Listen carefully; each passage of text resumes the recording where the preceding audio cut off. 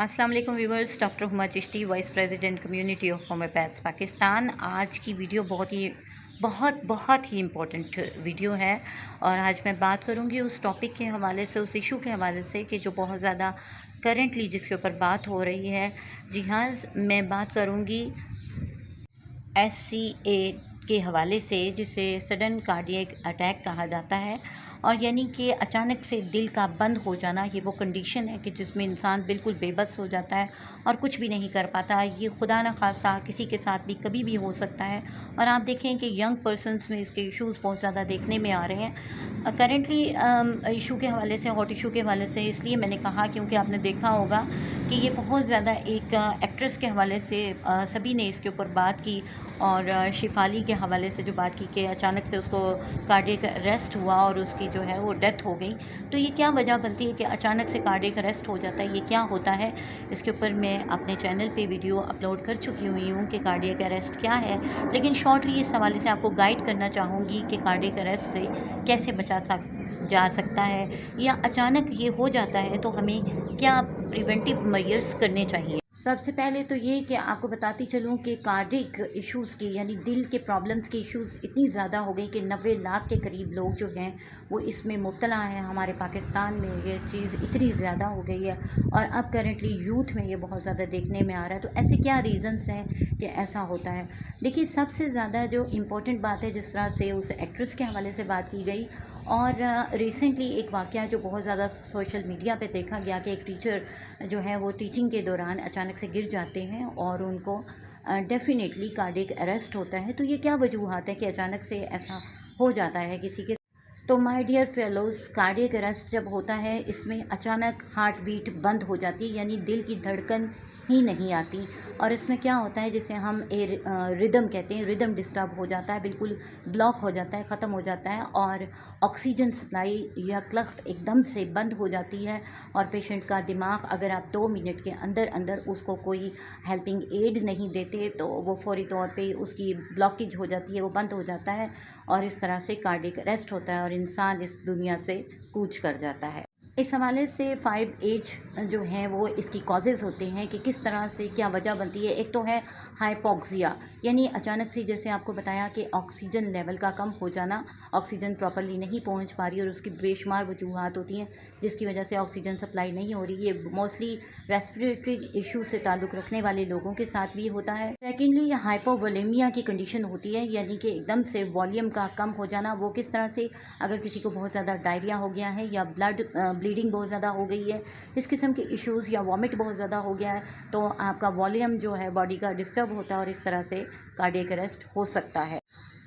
Hyper जो है acidosis का जो प्रॉब्लम होता है, ये हो सकता है क्योंकि ये शुगर पेशेंट्स में कंडीशन बहुत ज़्यादा देखने में आती है कि पीएच जो एक मुंतखब किस्म की एक बॉडी की होती है वो डिस्टर्ब हो जाती है और उसकी वजह से ऐसा हो सकता है। हाइपोकैलेमिया की कंडीशन होती है, यानी पोटेशियम लेवल जो है वो डिस्टर्ब होता है और उसकी वजह से सडनली ऐसा होता है कि एकदम से लो होता है जब वो, तो उसकी वजह से ब्रेन जो है आपका अनकॉन्शियस लेवल में चला जाता है और आपको बेहोशी होने लगती है। आप देखते हैं कि अचानक से पेशेंट बेहोश होकर गिर जाता है। और फिफ्थ जो एज है वो है हाइपोथर्मिया जो होता है, यानी आपका बॉडी टेम्परेचर एकदम से लो हो जाना, उसमें भी इस तरह की कंडीशन होती है और इसकी भी बहुत सारी काजेज़ होती हैं। समटाइम ये आपकी, जैसा आपको बताया कि डायरिया बहुत ज़्यादा हो गया, उसमें भी हो सकता है। इसी तरह से आपने देखा होगा कि बहुत ज़्यादा सर्दियों में इस तरह की कंडीशन हो सकती है कि आप देखते हैं कि जिन लोगों को प्रोटेक्शन नहीं होती या जो बाहर टाइम अपना ज़्यादा गुजारते हैं, आपने देखा होगा कि सुनने में ख़बर मिलती है कि अक्सर सर्दी की शिद्दत की वजह से अपनी जान की बाजी हार गए। उसमें होता यही है कि अचानक से कार्डियक अरेस्ट होता है और पेशेंट अपनी ज़िंदगी की बाजी हार जाता है। सबसे पहले आपको एक चीज़ बताती चलूँ, जहाँ मज़ीद इसके हवाले से बात करूँगी, आपको बताती चलूँ एक यानी एक पॉइंट के हवाले से कि जिसको आप एक्सरसाइज करके अपने हार्ट के हवाले से जान सकते हैं। और अगर आप ये एक्सरसाइज करते रहते हैं तो आप अपने हार्ट को सेफ रख सकते हैं। आप देख रहे हैं मेरा चैनल होम्यो डॉक्टर हुमा। अगर अभी तक आपने सब्सक्राइब नहीं किया तो काइंडली इसको सब्सक्राइब कर दीजिए, लाइक कीजिए और कमेंट सेक्शन में अपनी राय का इजहार ज़रूर कीजिए, क्योंकि हमें है आपका ख्याल। तो नोट कर लीजिए इस एक्सरसाइज, नोट करें कि ये आपका हाथ है और इसमें आपने अपने अंगूठे के साथ इस शहादत की उंगली को ऐसे मिलाना है और उसके बाद इन 2 उंगलियों को अंगूठे के साथ जोड़ देना है। ये वो तरीका है, ये देख लीजिए, ये वो तरीका है कि जिसको अगर आप करते हैं तो इससे एक्सरसाइज होती है और आप ये जान सकते हैं, अगर आपकी पेन इस तरह से करने से कम होती है तो आप ये जान सकते हैं कि आपका हार्ट का इश्यूज़ रिज़ॉल्व होता है। और ये बेहतरीन एक्सरसाइज है। इस सिलसिले में आपको चाहिए कि आप 5 मिनट ज़रूर निकालें अपनी इस बिज़ी रूटीन में। और जहाँ ये बात हो रही है कि ऐसा क्यों होता है, तो नाज़रीन आपको बताती चलूँ क्योंकि टाइम शॉर्ट है और बहुत सारी इन्फॉर्मेटिव बातें आपको बतानी हैं। तो माय डियर फेलोज़, अगर किसी के साथ कार्डियक अरेस्ट होता है तो उसमें डिसीजन लेने का टाइम ज़्यादा नहीं होता। आपको विदिन 2 मिनट्स डिसाइड करना होता है कि आपको क्या करना है। तो अगर ऐसा कोई पर्सन आप देखते हैं तो आपको सीपीआर करना होता है। सीपीआर करना सभी को आना चाहिए, इसके लिए प्रॉपर ट्रेनिंग होनी चाहिए और ये लाइफ बेसिक जो सपोर्टिंग प्रोग्राम्स होते हैं उसमें ये चीज़ सिखाई जाती है। इसी तरह से फ़र्स्ट एड की जो तमाम तालीमात होती है उसमें भी ये गाइडलाइन दी जाती हैं कि किस तरह करना होता है। तो मैं समझती हूँ हर किसी को ये चीज़ आनी चाहिए।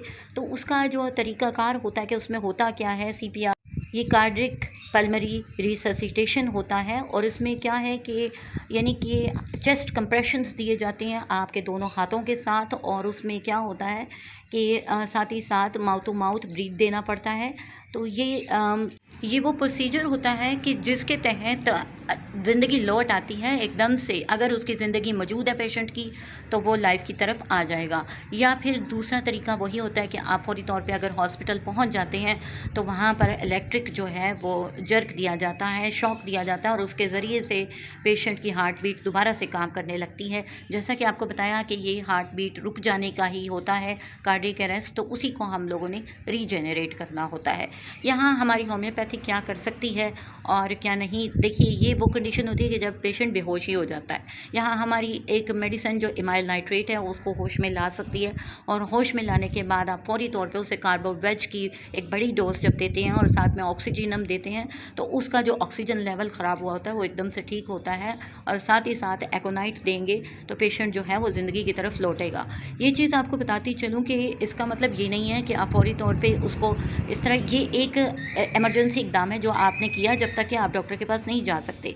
लेकिन यहाँ अक्लमंदी का तकाजा यही है, ऐसी इमरजेंसी सिचुएशन में आप फौरी तौर पर हॉस्पिटल की तरफ जाइए, इमरजेंसी में लेके जाइए पेशेंट को ताकि उसकी ज़िंदगी को सेव किया जा सके। जी, तो बात हो रही थी एक्ट्रेस के हवाले से, तो मैं ये बताती चलूँ कि बहुत सारी एंटी एजिंग जो सप्लीमेंट्स इस्तेमाल किए जाते हैं और injectable anti ageing products use की जाती हैं। इंसान आप जानते हैं कि उसकी नेचर में मौजूद है खूबसूरत नज़र आना और यंग नज़र आना। ये हर कोई चाहता है। आज के दौर में ये चीज़ बहुत ज़्यादा हो गई है। यही वजह है कि आप बहुत सारे लोगों को बोटॉक्स करवाते हुए और प्लास्टिक सर्जरी करवाते हुए नज़र आते हैं कि वो अपने चेहरे के फीचर्स ही बदल के रख देते हैं। तो ये चीज़ जो है इसमें बहुत ज़्यादा होता है कि ब्लड वेसल्स जो हैं इसमें ब्लॉक हो जाती हैं, जहाँ बहुत सारे कॉन्सिक्वेंसेस सामने आते हैं। स्किन सैगिंग भी बाद में हो जाती है, यानी ऐसे लोगों की स्किन आम लोगों की निस्बत ज़्यादा ढलक जाती है और बहुत सारे प्रॉब्लम, स्किन एलर्जीज़ और बेशुमार किस्म के जो है मसाइल सामने आते हैं। वहाँ सबसे ज़्यादा बड़ा इशू जो है वो ब्लड वेसल का ब्लॉक हो जाना है और यही वजह जो है वो इस एक्ट्रेस की सूरत में भी बनी कि इस किस्म की बहुत ज़्यादा प्रोडक्ट्स वो यूज़ कर रही थी, उनके यूज़ में थी, जिसकी वजह से ऐसा होता है। एक्स्ट्रा जिम भी करना और एक्स्ट्रा इन चीज़ों का इस्तेमाल करना और फिर अंडर यानी एक काबिल डॉक्टर के सुपरविज़न के बगैर अगर आप इस्तेमाल करते हैं तो ये बहुत ही गलत है। बल्कि इसके बजाय आप कुदरती तरीक़ा को अपनाइए। कुदरती तरीक़ा में यानी वो तमाम चीज़ें जो अल्लाह ताला ने आपको अता की हैं, वो फल, वो सब्ज़ियाँ जो एंटी एजिंग जो है ख़ुसूसियात लिए हुए हैं, उनको इस्तेमाल कीजिए और इन चीज़ों से बचिए ताकि आप इस किस्म के कॉन्सिक्वेंसेस से बच सकें।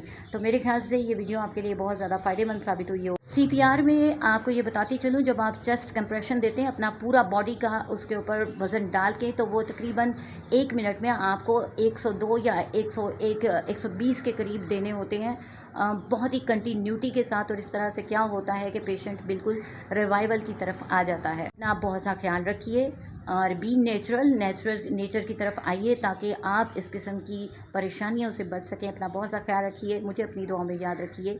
अल्लाह हाफिज़।